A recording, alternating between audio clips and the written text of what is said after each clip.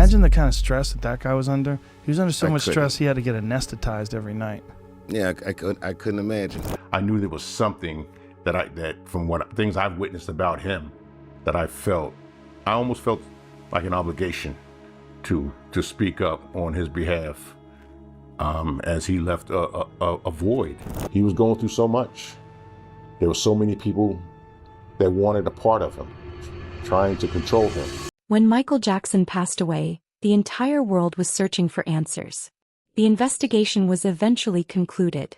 A physician was found guilty of involuntary manslaughter, and for many people that marked the end of the story. The case was officially closed and life carried on. But some of the people who were closest to Michael have never stopped speaking about those final months. And I remember when he signed off that it was finalized that he would be doing the This Is It show in London. And when that started to format itself, that's when he said to me, he said, "Bill, now you're going to see the vultures coming." His bodyguard Bill recalled a conversation with Michael shortly before everything changed.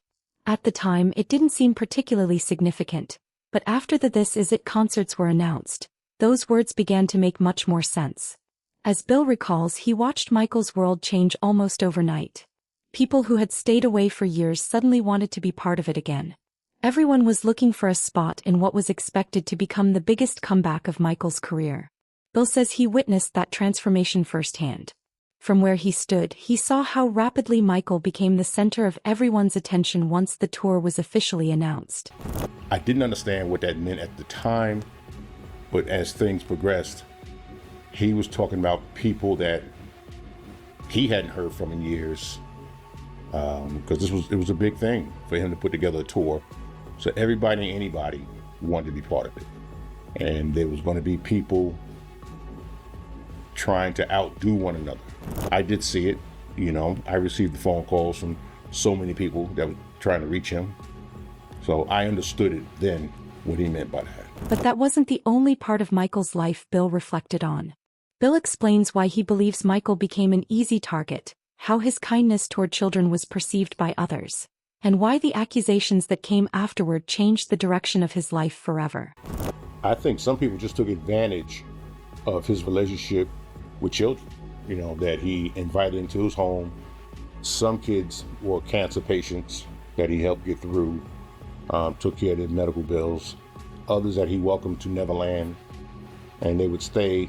Some people took advantage of him. He was a target, and they accused him of certain things, and there are people going after him financially when they feel that he did something to their kid. I mean, come on, as a parent, there's no amount of money in the world that would satisfy me, if you did something to mine. So they went after him financially.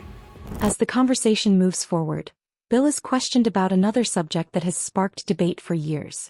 This time, the attention turns to Michael's business empire and the remarkable assets he owned. Assets he owned played a part in some people not like him.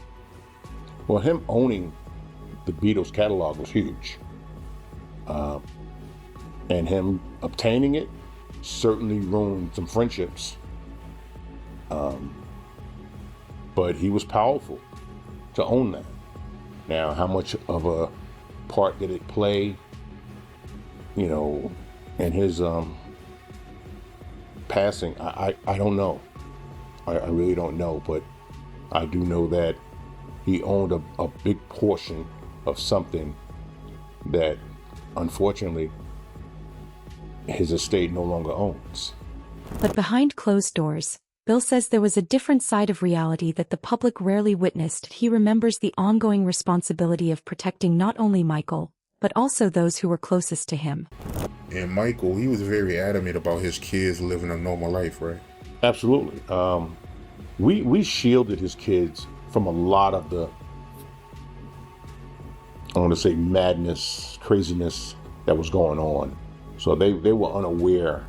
We would be staying at hotels and we would receive death threats or threatening letters dropped off at the front desk. And I would make the call that we're going to leave. And we would leave in the middle of the night without anyone knowing. And the kids just didn't know why we were leaving. Then the conversation shifts to the day when everything changed. Bill recalls where he was when the first report started spreading and describes the moment he understood that the news was real. Looking back, Bill explains how that day brought everything around him to a sudden stop. This shows how deeply Michael's passing impacted someone who had been by his side every single day. And I told her I didn't believe it. And she said, well, it's all over the news. So I turned the TV on, and as I turned the TV on, his brother Jermaine was coming to the podium. And that's when he made the announcement.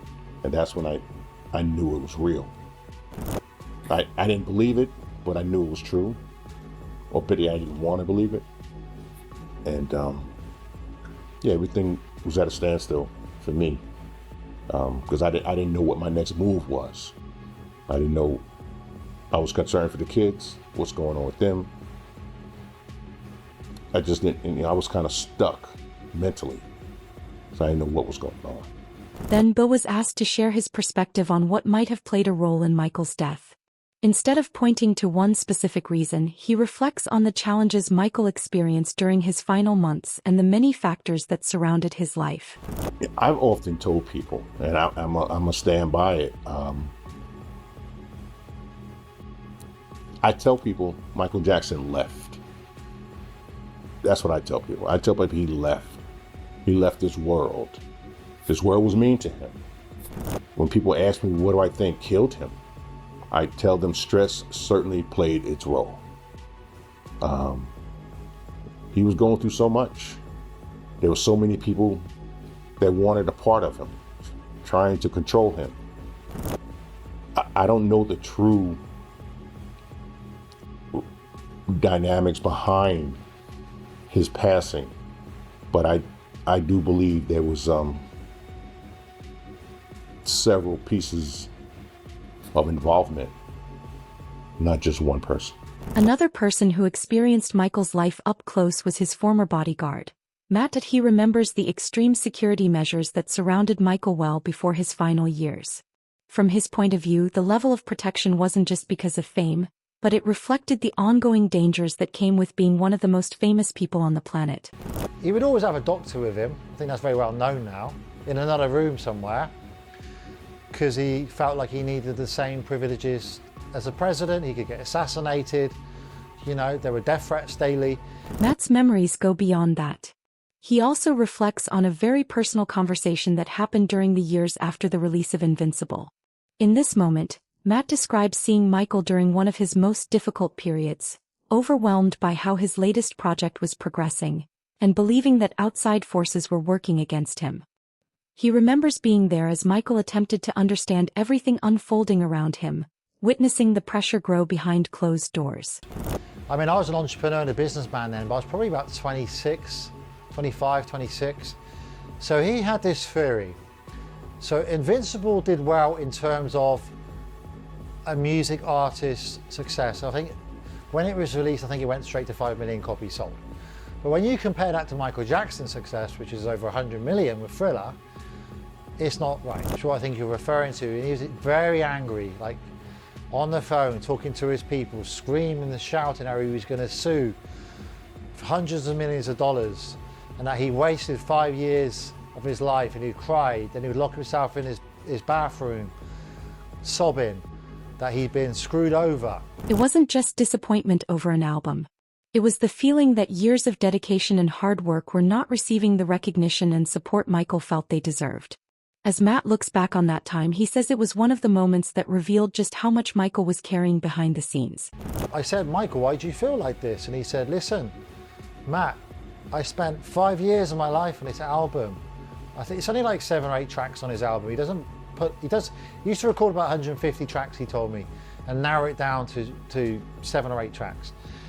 And it's my greatest piece of work. But Sony Music, this is what Michael told me, are not promoting it like I'm used to. Matt then explains why that challenging period became about far more than a single album. That he discusses the financial pressure surrounding the project and the worries Michael expressed about what might happen if it failed to succeed. So he would borrow a lot of money. I don't know how much he borrowed. I think it's about $200 million he borrowed off Sony Music.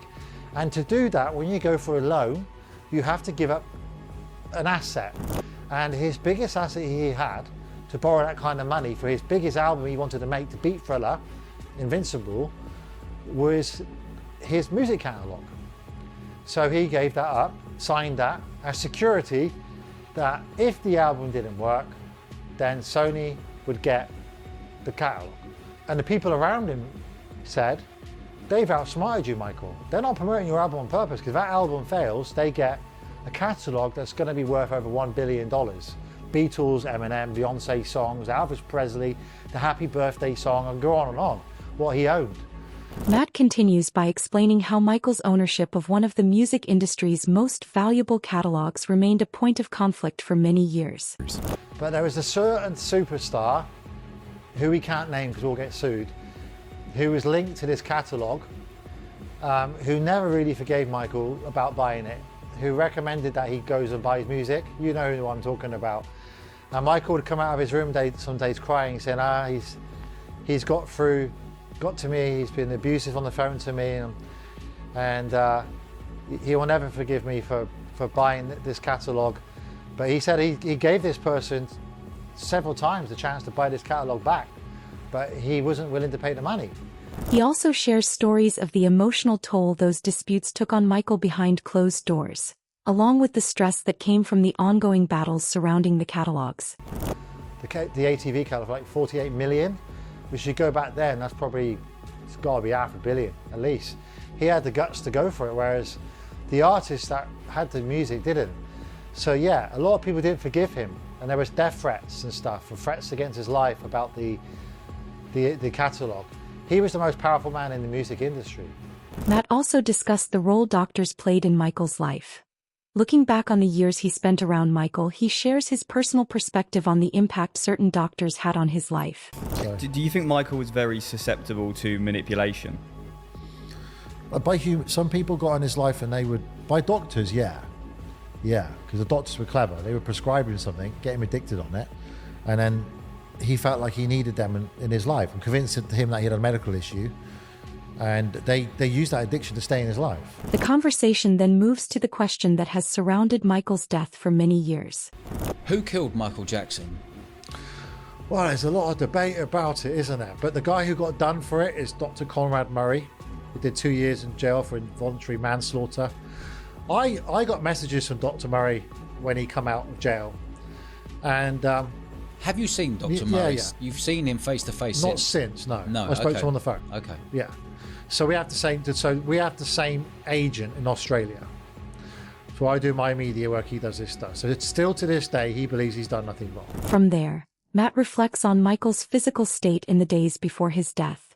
He explains what those around Michael believed at the time before sharing a phone conversation that remained with him.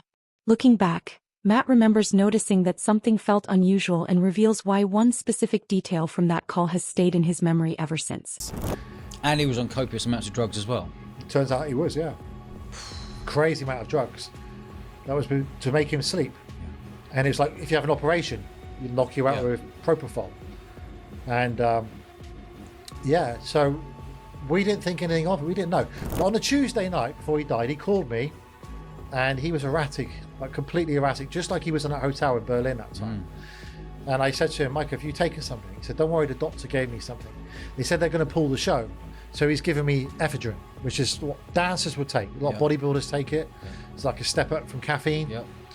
And it was the fact that he said a doctor gave it to him and he was about to go and rehearse, I felt it was okay. But then he asked me, do I know where Joseph is? And that was strange, because it's very well known that him and Joseph Jackson, his father, didn't have a very close relationship. So I didn't know where he was. He was in Las Vegas. So I gave Michael his father's, used to call him Joseph's number. Then he wanted Mark's number. He clearly didn't have much numbers available to him. And then he spoke to my daughter Madison for a bit. He tried to speak to Lola, but she was very young. He struggled with that. And I said, you okay? Because I need someone to come and sort this out over here.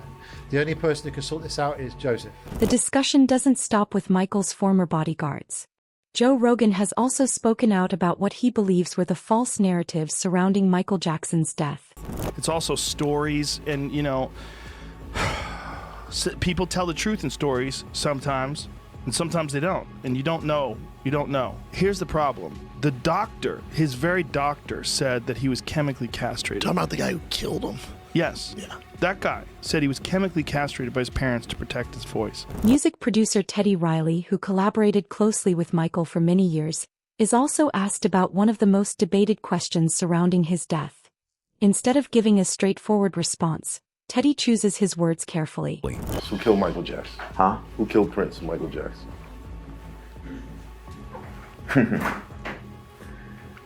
That I do not want to get into. Don't want to get into that. Right.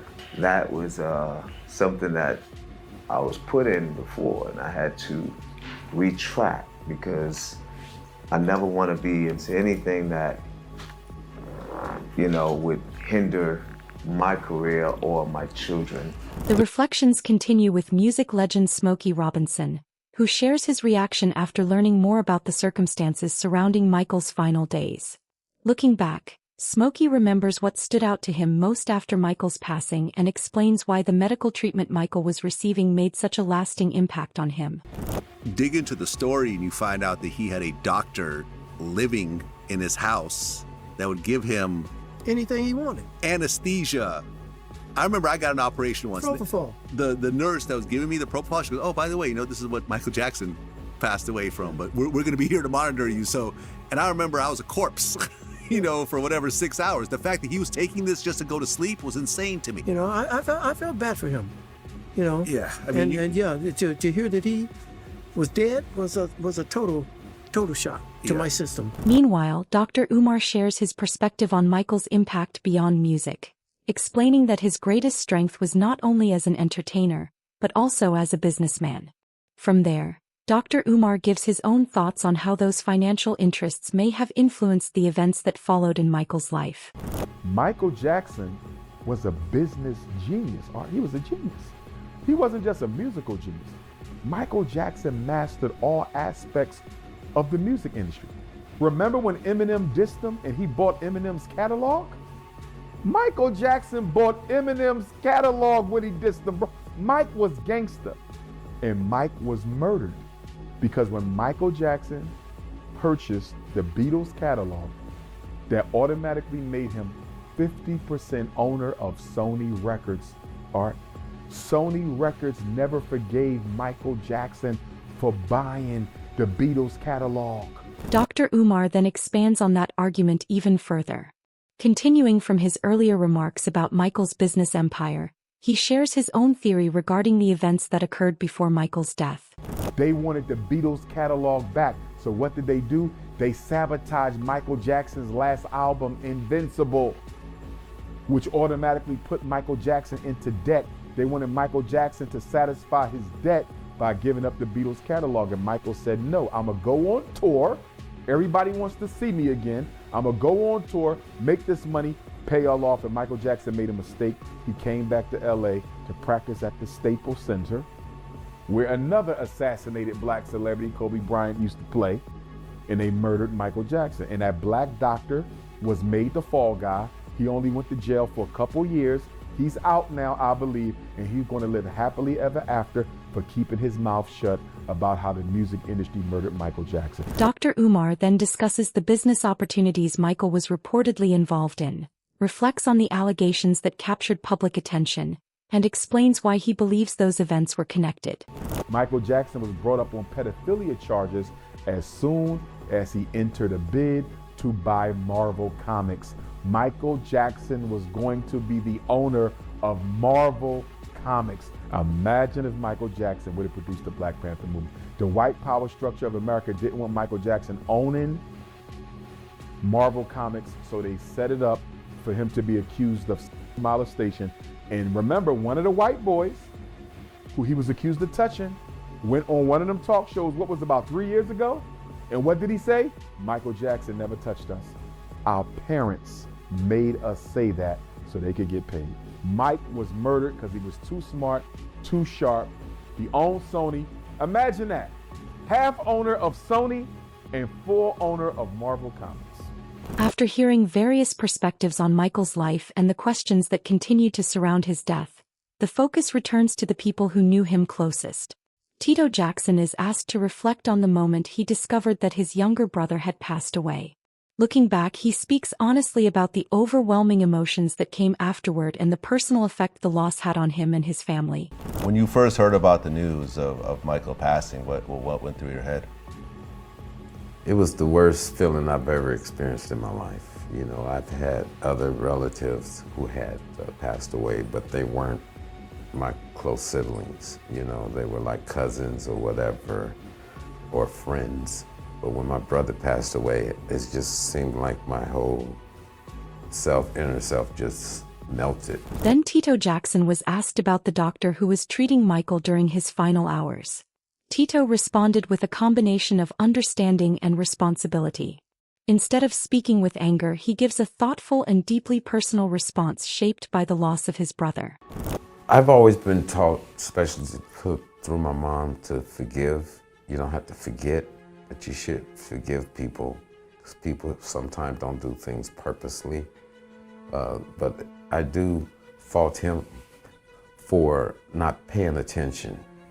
He's a doctor, and he knows what he did and whatever he was administering. To my brother, he should have been there watching and monitoring as a doctor and not on the phone with his girl. If you enjoyed this video and want to watch more stories like this, make sure to leave a like and subscribe so you won't miss what's coming next.